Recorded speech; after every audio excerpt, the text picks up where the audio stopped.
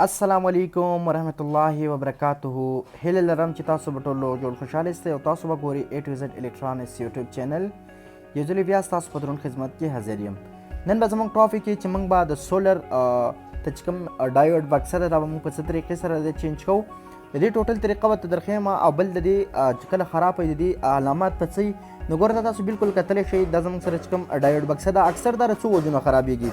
یو دا مسله چې اکثر دلته چې کوم د تار دا پوینټ د پلس ماینس وتی دا خراب شي بیا هغه ټانکه صحیح نه لیږي بیا بیټري صحیح نه پول کوي بلکې تاسو ته په نظر باندې راځي یو ډایورډ چې دی مکمل چولی دی دا خراب شوی دی. دا مسله څه شي د وجې نه کوي دا اکثر یا بیټري ته پلس ماینس چې کوم وایرونه دی هغه الټه ولګي د هغې د وجې نه هم دا مسله کوي. نو د دې ټوټل طریقه به ترقیم د بدلولو دا زموږ سره 150 واټ شیشه ده او د دې چې کوم امپیر دی نو هغه میکسیمم 9.8 داسې وغیره دی. د دې ټوټل طریقه به درخیم لاول به د دې د کولاویدو طریقه کې چې دا څنګه کولاویږي تاسو به ستاسو سره به کاویه د صحیح ده بالکل تاسو په کور کې هم بدلولی شئ. ډېره اسانه طریقه ده ستاسو به کاویه کې بجلي باندې کني په ګیس باندې دا هم تاسو ګرمولی شئ. دا چې کله تاسو ګرمه کړئ ګوره لاول به دا څلور چې کوم پوینټونه وي نو دا به تاسو کولاو کوئ په صحیح طریقې سره به دا کولاو کوئ. تاسو به کوشش کوئ اکثر ځینې خلک یې داسې ورته زور کړي تار چې کوم دی دا دننه چې کوم د سیل نه تار راوتی دی دا کټ شي بیا هغه غټه مسله کوي هغه بیا شنډه کلکېږي نو د دې د وجې نه اکثر شیشه چې کوم دا خراب شي نو دې ته ګوره لاول په ګرمه کاویه باندې دا په صحیح طریقې سره دا دغه کوي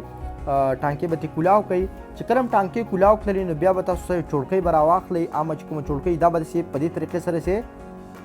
سیده به ور دغه کوي. کوشش به کوئ چې ښکته ستاسو نه چوړکۍ چې کوم نوکه د هغه لاړه نه شي په دې تیره چوړکۍ باندې به دا تاسو د کوم ځای کې چې دا د سیلیکون اغوستی دی دا به تاسو درې کوئ په صحیح طریقې سره چې دا تاسو درې کړل بیا به د دې پول صفایي وکئ او چې صفایي م کله وکړله نو بیا به د هغې نه بعد چې کوم دی دې ته نوی ډایوډ بکسه چې کوم نه هغه به موږ لګو نو د هغې طریقه به تاسو ښه په غور سره ورته وګورئ ځکه چې اکثر دا 150 واټ چې کوم شیشې راغلی دي نیو ماډل نو دا اکثر ځای دا ډایوډ بکسه چې کوم دا هغه خرابوي. نو ګوره دا زموږ سره ډایوډ بکسه ده دا تاسو لګولی شئ دا تقریبا ډېر په کم ریټ باندې په مارکیټ کې میلاویږي 350 روپۍ باندې چې کوم نه ښه ډایوډ بکسه میلاویږي او که تاسو بیا چې کاریګر لویسئ نو هغه به خامخا ستانه روپۍ دي نو تاسو بالکل په خپل کور کې هم د دې شیشې چې کوم دی هغه ریپیرینګ کولی شئ. په دې طریقې سره به ګوره تاسو دا ډایوډ بکسې نه دا دغه چې کوم دی دا کولاو کوي دا پاسه چې کوم بیس دی دا به ترې کولاو کوي. دا چې کله تاسو کولاو ګوره تاسو به ډایوډ په نظر باندې راشي. که تاسو خیال کړئ په دې کې چې کوم زړه ډایوډ بکسه لګېدلی نو په هغې کې درې ډایوډې لګېدلې وي. بل د دې کوشش کوئ چې اکثر په دې کې ځینې ډایوډ بکسه میلاویږي دا کوم مین چې کوم پلیټونه ورته لګېدلي دي دغه ته چې کوم لګي نو بیا پکې ډېر لوکل لګېدلي لوکل ډایوډ بکسه چې کوم ده هغه هېڅکله مه لګوئ. د هغې مین وجه دا چې یو خو د کاویه ټانک هم صحیح نه هلي بل دا چې لږ معمولي که اوبه مو به چېرته ورشي نو د هغې د وجې نه زنګ وکړي بیا شیشه ستاسو کار نه کوي. نو ښه ډایوډ بکسه لګوئ بیا تاسو سیلیکون به راواخلئ د دې غاړو نه به تېر چاپېره دا تاو کوئ. کله سیلیکون تاو کړل نو دا د کومې کنیکشن چې ښکاري ګوره په دې ډایوډ بکسه کې به دغه لاین ورکړی دی دقه د دې نه دوه کنیکشن یو سیټ راولئ دوه هغه سیټ راولئ چې کله دا راوستو بالکل په سنټر باندې به دا برابر کوي او بیا پې دا ور فټ کوي خو په صحیح طریقې سره به دا چې کله تاسو د کوم سیلیکون چې ولکم موږ ورکړی دی دا سیلیکون به اول ښکته پې زور وکړئ چې صحیح لاندې پریس شي او لاړ شي. بیا د هغې نه بعد به تاسو ته شی وکړئ چې دې ته به لږ شان صبر وکړئ چې دا ښه کلک شو نو بیا به د شی وکړئ چې کوم د ټانکې دا بېرته په کاویه باندې ښه په صحیح طریقې سره دا بېرته